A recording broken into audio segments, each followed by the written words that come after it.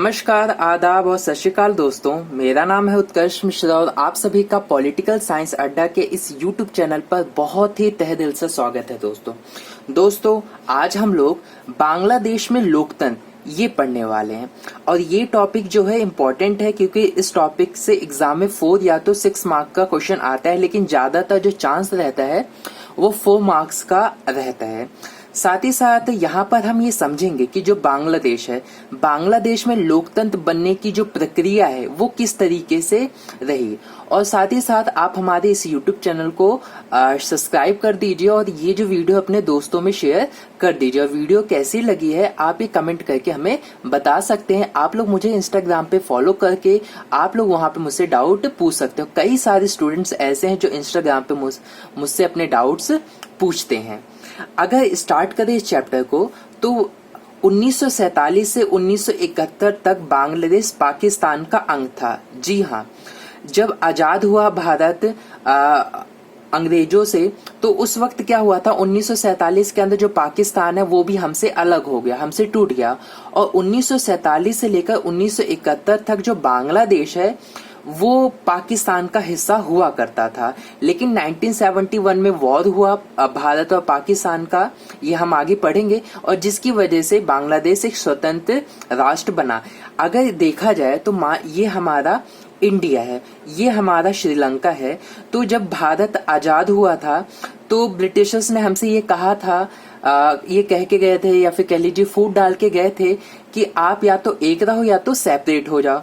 तो दरअसल क्या हुआ था कि इंडिया के अंदर जो मुस्लिम लीग है उसने एक अलग राष्ट्र की मांग करने लगी, या फिर कह लीजिए मोहम्मद अली जो जिन्ना है उन्होंने अलग राष्ट्र की मांग की।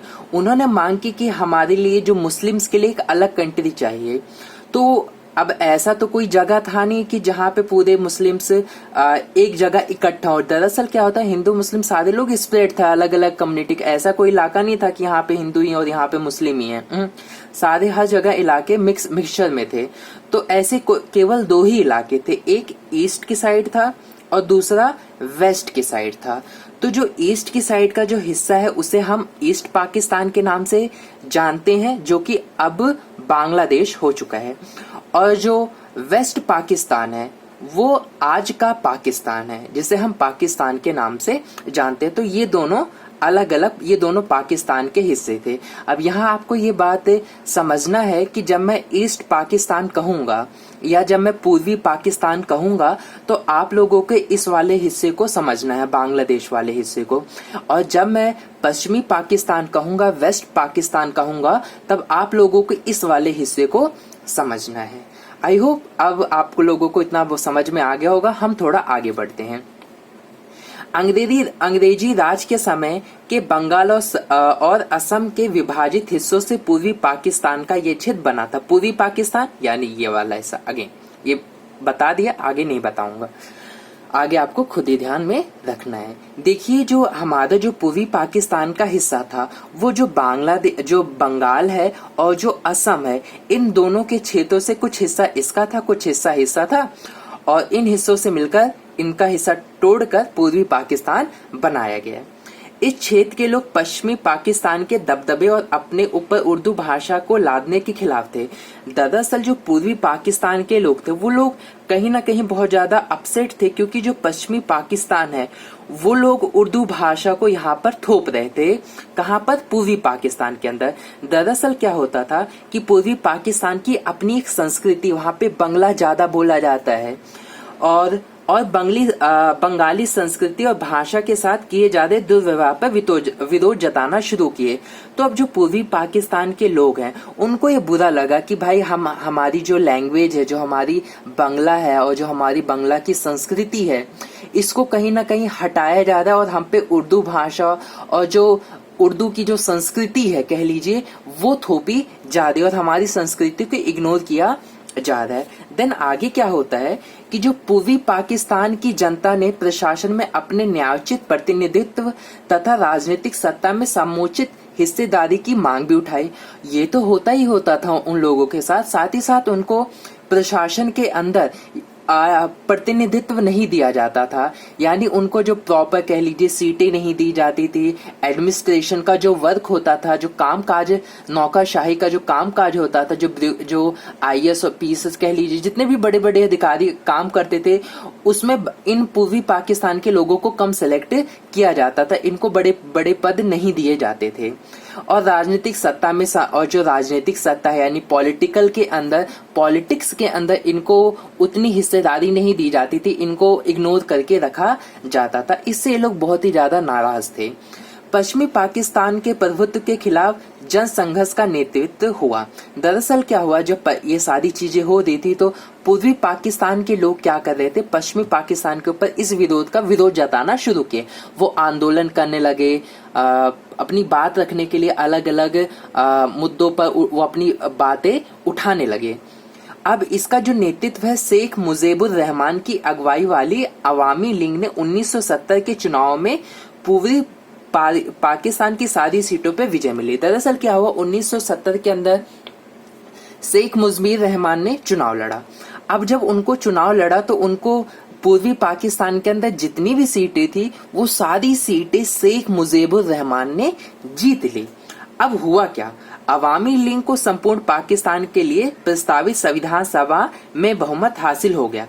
दरअसल हुआ क्या कि अब जो अवामी लीग, जो इनकी पार्टी थी, शेख मुजीबुर रहमान की जो पार्टी थी अवामी लीग, इनको बहुमत मिल गया, यानी अब ये सरकार बना सकते हैं। और ये सरकार पूर्वी पाकिस्तान में नहीं बना सकते, पूर्वी पाकिस्तान और पश्चिमी पाकिस्तान के अंदर ये दोनों की जो शासन व्यवस्था है वो शेख मुजीबुर रहमान के हाथों में आने वाली थी। लेकिन यही बात पश्चिमी पाकिस्तान के जो बड़े लीडर्स है, जो अफसर है, उनको ये बात पसंद नहीं आई। बहुमत हासिल हो गया। अब क्या हुआ, जब इनको बहुमत हासिल हो गया, लेकिन मैंने कहा कि पश्चिमी पाकिस्तान के लोगों को ये बात पसंद नहीं आई, वहां के जो बड़े बड़े पॉलिटिकल लीडर्स उनको ये बात पसंद नहीं आई। पर सरकार का पश्चिमी पाकिस्तान के नेताओं के दबदबे के कारण, क्योंकि जो सरकार है उसके अंदर जो पश्चिमी पाकिस्तान के जो नेता थे, जो बड़े बड़े अफसर लोग थे, उनका ज्यादा दबदबा था और पूर्वी पाकिस्तान के लोगों का उतना दबदबा था नहीं। इस वजह से इस सभा को आहूत का मतलब होता है नियंत्रण करने से इनकार कर दिया। यानी पश्चिमी पाकिस्तान ने ये कह दिया, उनकी सरकार ने कह दिया कि हम आपको पावर के अंदर आने नहीं देंगे, बल्कि उनको मेजॉरिटी थी, लोगों ने उनको चुना था कि आप अब शासन करिए। लेकिन वो जो बड़े बड़े पश्चिमी पाकिस्तान के नेता के लीडर्स थे, ये लोग आने ही नहीं देते उनको। ये देख लो कितना अनकॉन्स्टिट्यूशनल बात है, कितनी गलत बात है, असंवैधानिक बात है। शेख मुजीब को गिरफ्तार कर लिया गया, हद हो गई भाई, उनको गिरफ्तार भी कर लिया गया। जो जनरल याहिया खान के सैनिक शासन में पाकिस्तानी सेना ने बंगाली जनता के आंदोलन को कुचलने की कोशिश की, और फिर जो जनरल याहिया खान है उन्होंने सैनिक के बल पर सैनिकों का उपयोग करके उन्होंने क्या किया, जो बंगाल के अंदर जो पूर्वी हमारा पाकिस्तान है उसके अंदर जो लोग आंदोलन कर रहे थे, जो अपनी बात सरकार से रखना चाह रहे थे, उन आंदोलनों को कुचलने की कोशिश की जा रही थी। हजारों लोग पाकिस्तानी सेना के हाथों मारे गए। अब जाहिर सी बात है, ये लोग ऐसा कर रहे, विरोध कर रहे, तो सेना के हाथों ये जो प्रोटेस्टर्स हैं या कह लीजिए जो ये बेगुनाह लोग हैं, ये मारे गए। बड़े पैमाने पर शरणार्थियों को संभालने की समस्या भारत पे आन खड़ी हुई। अब दरअसल ऐसे में क्या हुआ कि जो पूर्वी पाकिस्तान की जो जनता है उनको भारत के अंदर आने लगे शरणार्थी, उन्हें कहा जाता है जो अपने देश को छोड़कर बिना विदाउट परमिशन इंडिया के अंदर घुसने की कोशिश करते हैं। ऐसा तो दरअसल अभी ह्यूज ऑफ नंबर्स में हो सकता है कि वहां के लोग उनके शासन पसंद ना आ रहा हो, यहाँ पे कुछ ऐसी चीजें हो गई हैं जो वहां पे उनकी स्थिति नहीं बन पा रही, और बहुत ही ह्यूज नंबर्स में वो किसी भी देश के अंदर पलायन करने लगते हैं, तो उन्हें हम शरणार्थियों का दर्जा दे दिया जाता है। तो ऐसे ही पूर्वी पाकिस्तान के अंदर जो लोग थे वो भारत के अंदर आने लगे। अब इससे भारत को भी समस्या हो गई, क्योंकि इतने शरणार्थी, इनको खाना पीना कैसे दिया जाएगा, इनको रखा कैसे जाएगा, इनको जॉब कैसे दिया जाएगा, ये प्रॉब्लम होने लगी। भारत ने पूर्वी पाकिस्तान के लोगों की आजादी की मांग का समर्थन किया। ऐसे में भारत को क्या करना पड़ा कि जो पूर्वी पाकिस्तान के जो लोग मांग कर रहे थे कि उनको आजादी की मांग कि उनको आजादी मिले। अब उन पहले तो मांग कर रहे थे कि उनको स्वायत्ता मिले। स्वायत्ता मीन्स कि उनको जो जो लैंग्वेज जो बांग्ला के खिलाफ जो हो रहा था, उनके साथ दुर्व्यवहार हो रहा था, उसको जस्ट रिकॉग्नाइज कर लिया जाए, उनके साथ भेदभाव ना हो। लेकिन अब वो मांग करने लगे कि हमें आजादी ही चाहिए, हमें पूर्वी पाकिस्तान, हमें जो पाकिस्तान है, जो पश्चिमी पाकिस्तान से, उससे अलग कर दीजिए का समर्थन किया और उन्हें वित्तीय और सेना सहायता दी। फिर ऐसे में भारत ने क्या किया, उन्हें कुछ पैसे दिए और सेना की भी हेल्प की। परिणाम स्वरूप 1971 में भारत और पाकिस्तान से युद्ध छिड़ गया। जाहिर सी बात है, फिर क्या हो, 1971 में भारत और पाकिस्तान के बीच में युद्ध छिड़ गया। युद्ध की समाप्ति पाकिस्तानी सेना के आत्मसमर्पण तथा एक स्वतंत्र राष्ट्र बांग्लादेश के निर्माण के साथ हुआ।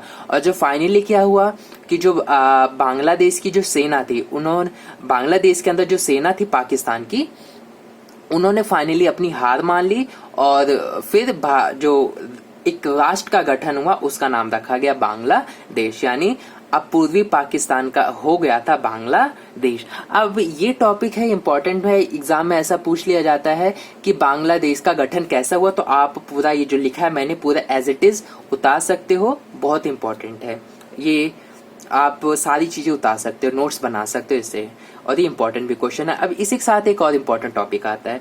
वो टॉपिक ये आता है इसी के साथ में ही है कि आगे बांग्लादेश में लोकतंत्र की प्रक्रिया पे चर्चा कीजिए। यानी अब हम लोकतंत्र, बांग्लादेश के अंदर जो लोकतंत्र की प्रक्रिया है उसके बारे में और स्टडी करेंगे। ये भी एग्जाम में पूछा जाता है। एग्जाम में पूछा जाता है कि लोकतंत्र की प्रक्रिया पे चर्चा करिए बांग्लादेश के अंदर।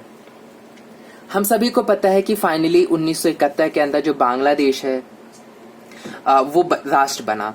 बांग्लादेश ने अपना संविधान बनाया और संविधान बनाकर उसने अपने आप को एक धर्मनिरपेक्ष, यानी सभी धर्म को हम बराबर वैल्यू देंगे, लोकतांत्रिक होगी, ऐसी सरकार होगी जो लोगों के द्वारा चुनी गई होगी, तथा समाजवादी देश घोषित किया। समाजवादी एक ऐसा देश होता है जहां पर सरकारी नियंत्रण में चीजें होती, यानी यहाँ पे अमीर और गरीब दोनों लोगों के बीच की बात की जाती है, दोनों लोगों के वेलफेयर की बात की जाती है। बहरहाल क्या हुआ कि 1973 में शेख मुजीबुर रहमान ने संविधान में संशोधन किया। संशोधन का मतलब होता है कि उसके अंदर कुछ चीजें चेंज की, उन्होंने चेंज किया और संसदीय प्रणाली की जगह अध्यक्षात्मक शासन प्रणाली की मान्यता मिली। पहले वहां पे संसदीय प्रणाली थी, अब उसकी जगह अध्यक्षात्मक शासन प्रणाली को इन्होंने मान्यता दे दी। और साथ ही साथ ये हमने संसदीय प्रणाली और अध्यक्षात्मक प्रणाली 11th क्लास में पढ़ रखा, आई होप आप लोगों को पता होगा। शेख मुजीब ने अपनी पार्टी अवामी लीग को छोड़कर अन्य सभी पार्टियों को समाप्त कर दिया। और जो शेख मुजीब है उन्होंने क्या किया, अपनी जो पार्टी है अवामी लीग, इसको तो रखा कि ये वैलिड है, और बाकी जो और पार्टियां थी उनको सबको इनवैलिड कर दिया। उनको कहा गया कि आप लोग अब आपकी कोई भी पॉलिटिकल पार्टी नहीं, केवल एक ही पॉलिटिकल पार्टी रहेगी, वो रहेगी अवामी लीग। इससे तनाव और संघर्ष की स्थिति पैदा हुई। जब ऐसा इन्होंने किया तो इससे जाहिर सी बात है जो पॉलिटिकल पार्टी के लोग हैं उनको खराब लगा, ये कैसे हो सकता है कि तो गलत बात है, तो तानाशाही टाइप हो रहा है, तो तनाव और संघर्ष की स्थिति पैदा हुई। 1975 के अगस्त में सेना ने अनेक उनके खिलाफ बगावत कर दी। फिर 1975 के अगस्त में क्या हुआ, सेना ने उनके खिलाफ बगावत कर दी और इस नाटकीय तथा त्रासक घटनाक्रम में शेख मुजीब सेना के हाथों मारे गए। देन क्या हुआ, सेना ने बगावत कर डाली इस पॉलिटिकल पार्टी या कह लीजिए मुजीब रहमान के खिलाफ, और फिर इसी बगावत के अंदर जो शेख मुजीब थे वो सेना के हाथों मारे गए। आगे देखें हम, तो फिर जब वो मारे गए तो नए सैनिक शासक आए। वो कौन थे, जियाउर रहमान ने अपनी बांग्लादेश नेशनल पार्टी बनाई, और इन्होंने अपनी एक पार्टी बनाई, उसका था बांग्लादेश नेशनल पार्टी। और 1979 के चुनाव में विजयी रहे, और फिर 1979 में जब चुनाव हुए तो जीत भी गए। जियाउर रहमान की हत्या हुई, फिर जियाउर रहमान की हत्या कर दी गई और लेफ्टिनेंट जनरल HM इरशाद के नेतृत्व में एक और सैनिक शासन की भागदौड़ संभाली। क्योंकि जब ये जियाउर रहमान मर गए तो उसके बाद जब उनकी हत्या करवा दी गई तो जो जनरल HM इरशाद थे ये भागदौड़ संभालने लगे। लेकिन बांग्लादेश की जनता जल्द ही लोकतंत्र के समर्थन में उठ खड़ी हुई। फिर बांग्लादेश की जो जनता है वो मांग करने लगे कि सेना का शासन कैसे हो सकता है, क्योंकि सैनिक के शासकों को हम चुन नहीं रहे और सैनिक शासक तानाशाही हो सकते हैं। तो ऐसे में वहां की जो जनता है वो लोकतंत्र की मांग करने लगी कि एक निष्पक्ष और सही तरीके से प्रणाली हो बांग्लादेश के अंदर। आंदोलन में छात्र आगे चल रहे थे और उस आंदोलन के अंदर छात्र आगे चल रहे थे और यूथ की पावर जो होती है वो सबसे बड़ी पावर होती है। ऐसे में कोई भी कुछ नहीं कर सकता, कोई भी बड़ी से बड़ी सरकार क्यों ना हो, छात्र के आगे उन्हें अपने घुटने टेकने ही पड़ते हैं। फिर फाइनली इनको भी ऐसा करना पड़ा। बाध्य होकर जनरल इरशाद ने एक हद तक राजनीतिक गतिविधियों को छूट दे दी। जो जनरल इरशाद ने सारी पावर्स को अपने कंट्रोल में कर रखी थी, जब ये छात्र आंदोलन हुआ तो थोड़ी पावर्स इन्होंने दे दी। राजनीतिक गतिविधियां जो लोग पॉलिटिकल अगर कुछ करना चाहते तो उनको दे दिया कि आप विरोध कर सकते हो। यानी कह लीजिए जो पावर उन्होंने पूरी समेट के रखी थी अब उन्होंने थोड़ी ढील कर दी, जस्ट बिकॉज ऑफ छात्रों की वजह से। आगे क्या हुआ, इसके बाद के समय के लिए राष्ट्रपति निर्वाचित हुए जनरल इरशाद। इसके बाद का दौर आया तो इस दौर में क्या हुआ, राष्ट्रपति जो है वो निर्वाचित हुए। कौन हुए, जनरल इरशाद। जनता के व्यापक विरोध के आगे झुकते हुए लेफ्टिनेंट जनरल इरशाद को राष्ट्रपति पद छोड़ना पड़ा। 1990 में छोड़ना पड़ा। फाइनली फिर जनता ने फिर से विरोध किया कि आप ऐसे कैसे राष्ट्रपति पद के लिए निर्वाचित हो सकते हो, तो बहुत ही गलत बात है। देन उनको 1990 में अपना पद छोड़ना पड़ा। 1991 में चुनाव हुए, फिर 1991 में अगेन चुनाव करवाए गए।